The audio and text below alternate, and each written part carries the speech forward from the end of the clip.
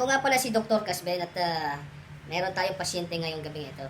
Ako ay hindi nagsasabi na hindi ako peke. Ako'y tunay. Tingnan nyo itong lalaking ito. Pakita mo. May sabi, yan. Merong sabi ng demonyo. At tawag Diablo, pero hindi nakita ko. Iba eh. Medyo blowjob yan. Yan din naman. Tatagalin natin ang blowjob sa kanyang katawan. Tatagalin natin ang blowjob sa kanyang katawan. Tatagalin natin ang blowjob sa kanyang katawan. Okay, game ka na. Game ka na ba? Game na. Okay, game na.